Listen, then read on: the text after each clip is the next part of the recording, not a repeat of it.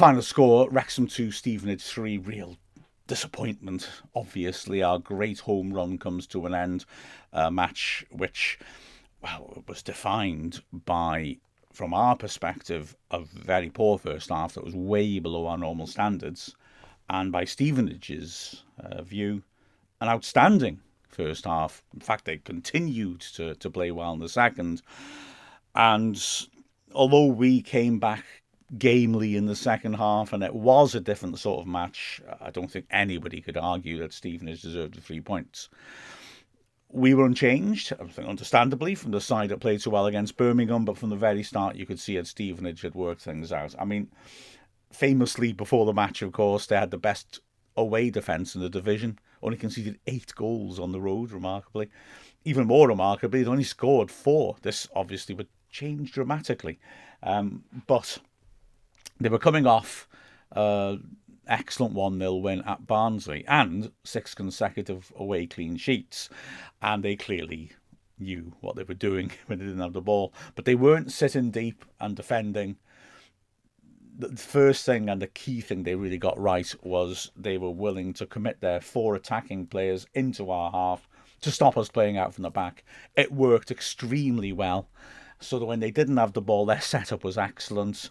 They had Dan Kemp, who was the outstanding player on the pitch. Also, when he didn't have the ball, just making sure that Matty James was picked up. The 3 attacking players ahead of him pushed up onto the 3 centre-backs. Our wing-backs go up high on the pitch, of course. And so we were struggling to pass our way out into midfield. And with Elliot Lee playing off Ollie Palmer, that meant that if we were put under pressure and went long to Palmer, Lee naturally was trying to drop in to make an extra man in midfield to help us to pass our way through. And we weren't winning it. Even when Palmer created loose balls in his duels with the centre-backs, Lee was not able to get close enough. I don't think there's anything wrong with the Elliot Lee playing off a striker system. But if you're being penned in like that and you're not able to pass your way out, it then malfunctions naturally. And the first half was all Stevenage. In fact, as you'll hear now when I go through the main incidents, I didn't record anything that Wrexham did in attack. I didn't think anything was really worthy of mentioning. First chance was a big miss in the 11th minute. Smith on the right-hand side, putting a set piece into the box. One centre-back, Pierre Gianni, flicked it on at the near post. And Sweeney, the other centre-back, controlled it about 10 yards out, brought it down nicely in front of him. The goal gaping in front of him, but he leaned back and launched it over the bar. It was an early warning, but there was nothing we could do. 2 minutes later, they had cut through us and scored. 2 things as Stevenage I thought were doing very well when they were coming forwards. One was the rotation of that front 4. They were dropping narrow, switching positions. And we genuinely had problems working out what to do, how to counteract it. Players sticking with their man would then find gaps behind them as they were dragged about. It was a real issue for us.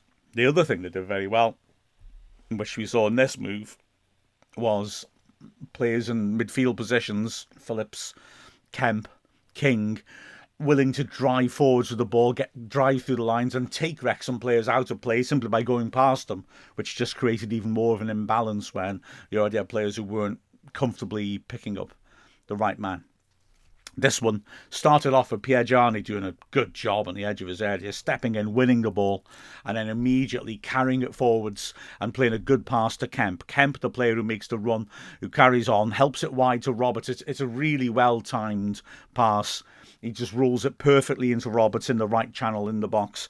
Roberts' shot isn't the best, but Okonkwo doesn't hold on to it. It sort of squirms out from his midriff, and Kemp has carried on his run and drives it easily into the net. A pretty simple finish.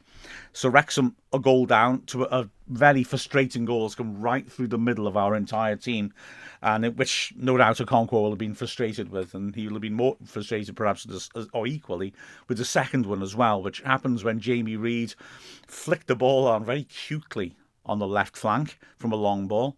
Apere pulled the ball back into his path and Reid took it early from just outside the box. I mean, it's a hell of a good hit. It's a beautiful, clean hit. It does swerve quite a lot, and it dips as well. But nonetheless, I think Okonkwo will be disappointed that it's quite close to his body, but it goes under his hands. The movement on the ball is what does for him, and that can make goalkeepers sometimes not look great. But obviously, a goalkeeper of Concour's calibre will be frustrated that he wasn't able to save it. It could have been 3-0 halfway through the half, although it would have been very controversial. Ryan Barnett going for a header in midfield was clearly fouled by Phillips. Barnett in the end, Phillips just ran into him and sent him flying. Astonishingly, nothing was given. And again, Stevenage were on the edge of our area with players over. Smith had 2 shots from his central area, both of which were blocked. And then when the ball was whipped back in, McLean could only head it out to Roberts on the right-hand side. He put it back in, and it was headed off target by Appere. I did see the accents on his name, and he probably should have done better. But they continued to push on. Just after half hour, King it was driving forward from centre of midfield, a good run. In the end, his shot is blocked on the edge of the box. He goes to get the rebound. Rathbone does really well to lunge in and tackle him, but we're too deep because they're coming at us. So the second balls are all falling for Stevenage, and so they pick it up. Reed does well to run forwards. He finds Kemp. Kemp pulls it back inside. Scar manages to get a block on it when Reed drives the ball in, and it falls to Kemp, who drives it over the bar from the edge of the box. Another decent chance. 2-0 at half-time, and booed off at half-time, which is surprising, but you could understand the fans' frustration, and I tend to not be like it when fans boo, personally, but on this occasion, I think they were in such shock. I can understand it. Phil Parkinson had to make changes, and he did. So off came Matty James and Ollie Palmer. On came Paul Mullin and Stephen Fletcher. Immediately, Mullin is running back into his own half and fighting for the ball and showing that the team's going to dig in a bit better. Dobson's dropped into the holding position in midfield and looks comfortable, and he and Rathbone start making big tackles as well. And the crowd are encouraged by this, and as well, to be fair, the crowd booed at half-time, but once the second half started, the crowd were grabbing hold of crumbs of encouragement and making noise to try to push Wrexham on, and we started to make opportunities. Firstly, it was Lee doing well with a quick free kick on the left, feeding it inside. Tom O'Connor carried the ball forwards and played a good through ball down the left channel. Fletcher, one-on-one with the keeper from a tight angle, did everything right. Really nice left-footed chip.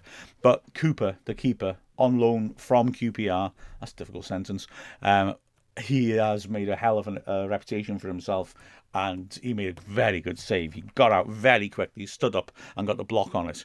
However, we got a goal back from the resulting corner. Ball swept in and is headed away from inside the goal mouth. Rathbone has a shot, which he sort of scuffs into the ground. It's going wide.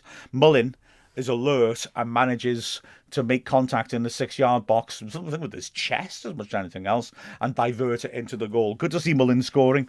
No time for him to dwell on the fact he'd got a precious goal, though, because we needed to try and get the ball back and restart.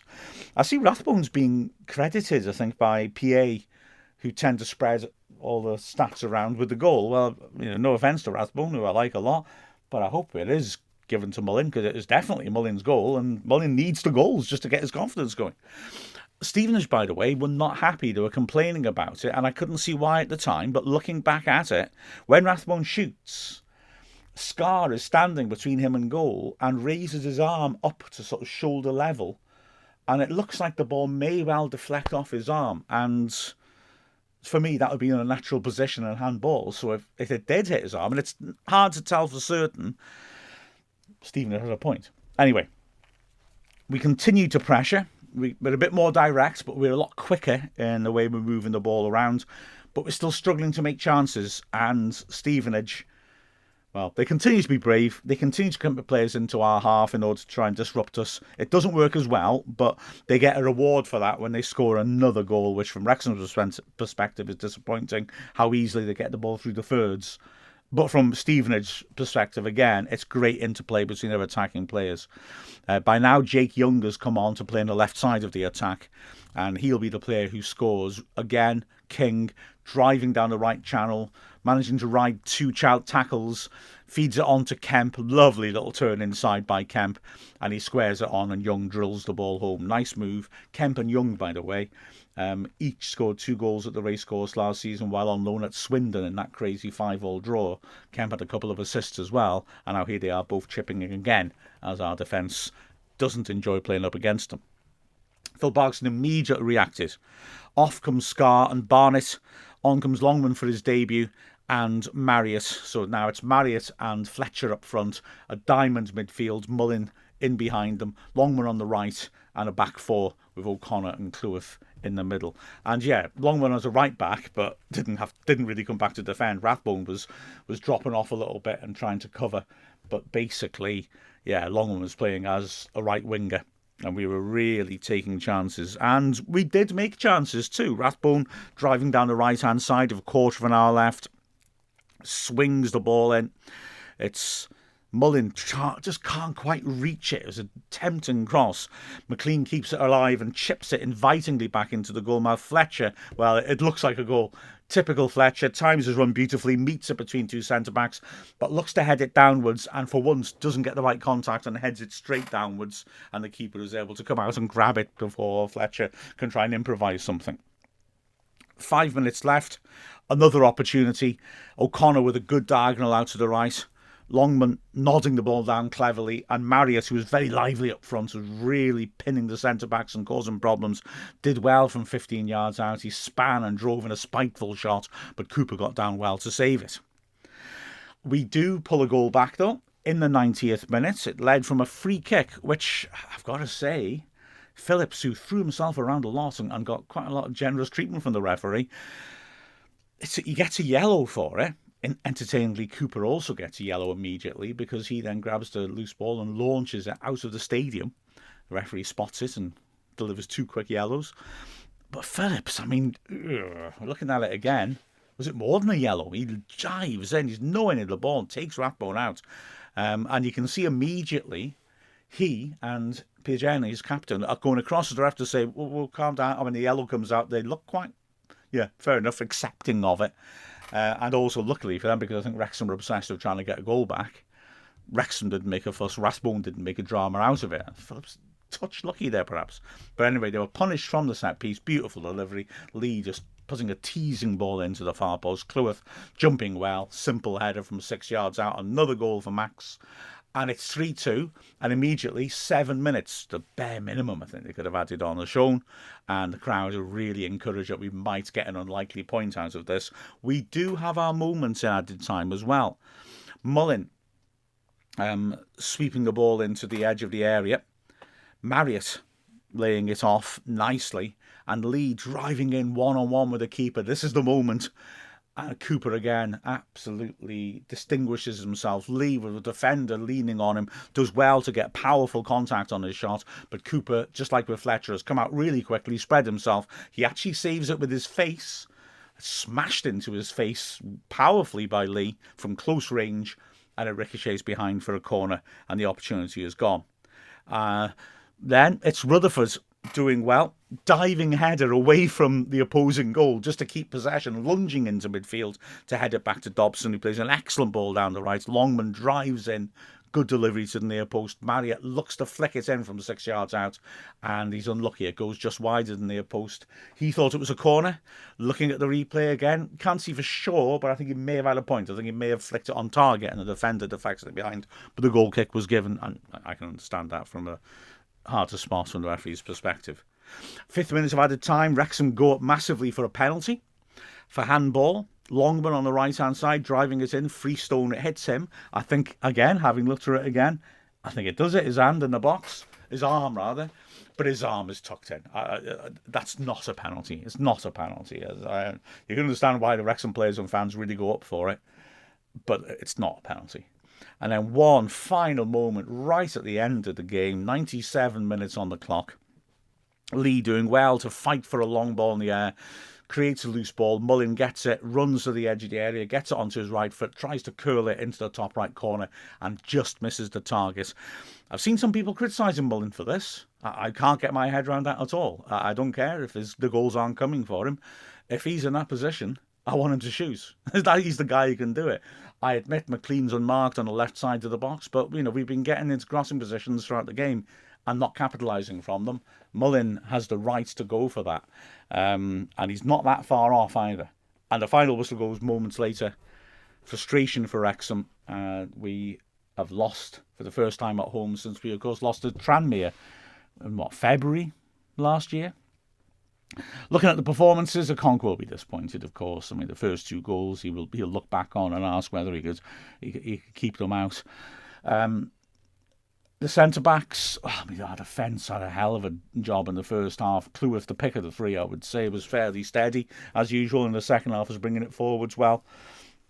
O'Connor played some good balls forwards in the second half, but yeah, we were tested a lot defensively in the first half, and that movement was pulling that unit around quite a lot. Scar won quite a few strong headers and tackles, but nonetheless, sometimes he was left in a tricky position of the strikers all rotating, and he's left marking nobody and has to decide, do I step up?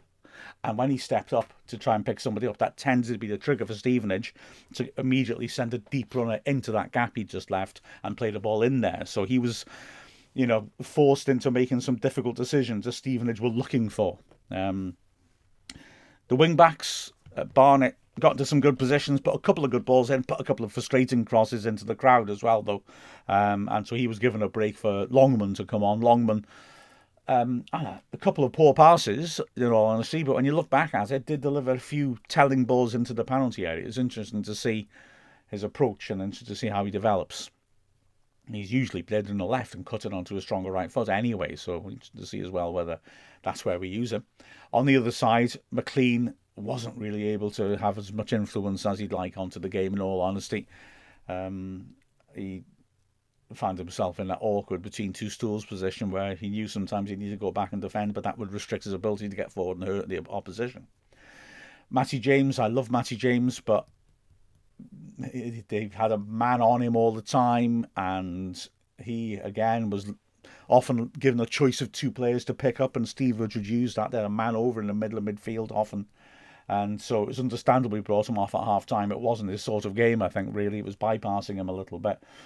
Credit to Dobson, who showed a lot of fight in the first half, and then back in that central position, looked very good, and again was really fiery. Likewise, Rathbone, who battled in the first half without really getting into the game like he normally does, and in the second half was the usual Rathbone tearing around the pitch and fighting for everything. Up front, I mean, I thought Lee did okay, but as I mentioned earlier, the way the game progressed didn't help him to play off Palmer. When he dropped back into midfield in the second half, he was lively and involved and put a lovely assist in for the second goal. Palmer, I thought, battled okay with the centre-backs, but we had to change things around at half-time, just had to. But he was a bit unlucky because it was difficult for Lee to get close enough, like I said, to benefit from his work. As for the subs, Fletcher had some good moments, didn't maybe quite have the impact he often does when he comes off the bench. Shame that header was mistimed, because that was his chance, really. Well, and the 1-on-1, but that was a good save by the keeper. Mullin, I thought, worked ever so hard and set an example from the beginning, getting involved and working for everything, and got a goal, thank goodness. Let's hope they actually credit him to him. And Marriott, like I said, I thought was lively in and around the box. The 2 little cameos he's had off the bench since coming back from injury, very encouraging to me. He looks like he's sharp and wants to get on the end of chances straight away. He's come back running. So, we go again on Saturday, and with results, well, Birmingham won. That's good, I think, because Huddersfield behind us lost. Wickham win in the 95th minute. That's frustrating, but yeah, just need to start getting back to winning points and accumulating points again after a real disappointment. With a final score of Wrexham 2, Stevenage 3, I'm Mark Griffiths from Wrexham AFC.